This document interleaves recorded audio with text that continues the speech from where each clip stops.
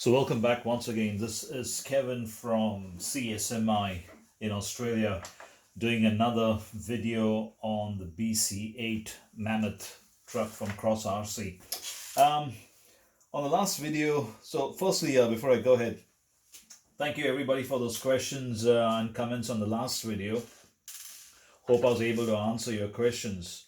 We did assemble the gearbox and the bits and pieces in the last one. We've gone one step ahead and now put this chassis rails together and the gearbox.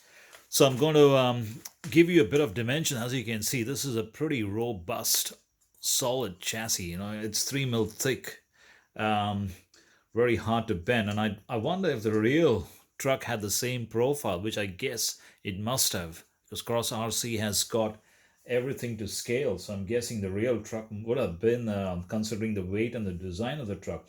What's also amazing is it baffles me how they got the dimensions for everything to scale it down. Where did they get the drawings?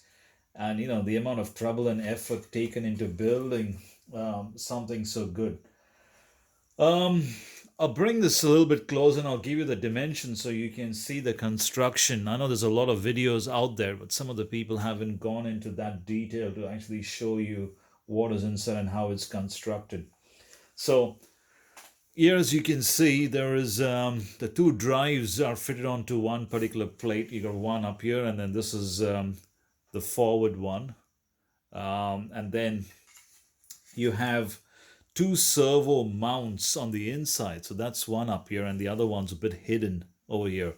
And the idea is if you want to drive the twin steer with two different servos, then you could use that option of having two servos, or you could put one powerful servo and drive both the front axles with it. The gearbox, I did pull it apart and it came well greased inside, so I didn't really have to do much. So I guess if you bought one of these, I mean, it's good to check. However, I'm pretty sure the factory does that as standard and puts grease before they send it out to you.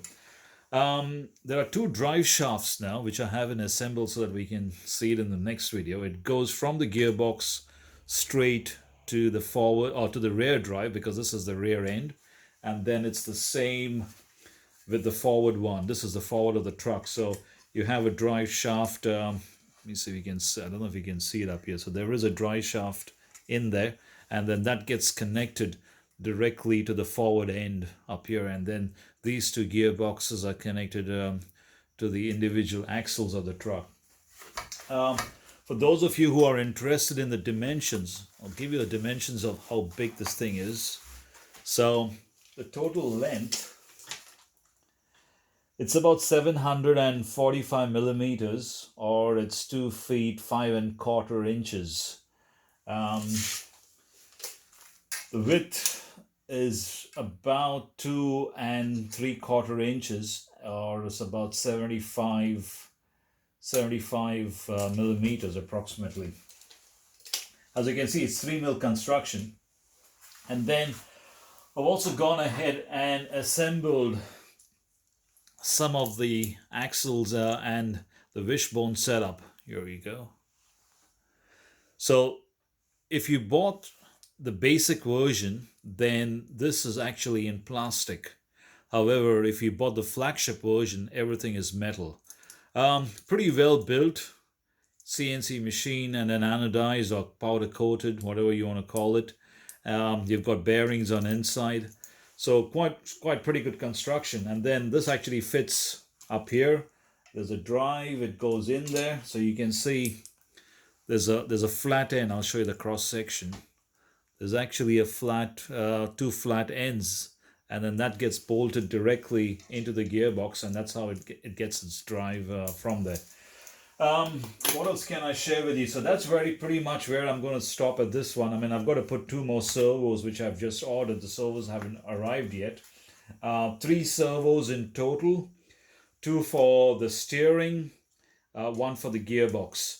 I'm going to try, I've ordered a 35 kilo servo, so I'm going to see if I can get the 2 steerings powered by 1 servo and then 1 for the gearbox. And if I don't have enough of grunt, then I'll probably go to another servo up there. This is the rear wishbone setup for the rear axle. As you can see, there's no steering like the forward one, so it's just up and down. So I'm looking forward to going to the next step and building that. So that's pretty much. Oh, there's one more thing I could probably share. This is where the torsion bars actually come in for the suspension, and then there's a gauge that you use to actually set it whether you want standard or soft.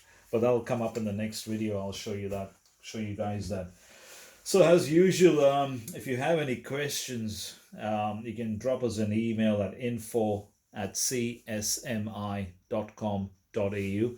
There is the information in the description below if for those of you who are interested. If there's any questions that you have, you can buy this truck from our website, which is csmi.com.au.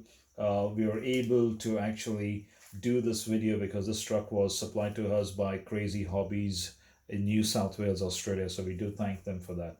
Thanks for watching, and I'll catch you on the next video. Take care.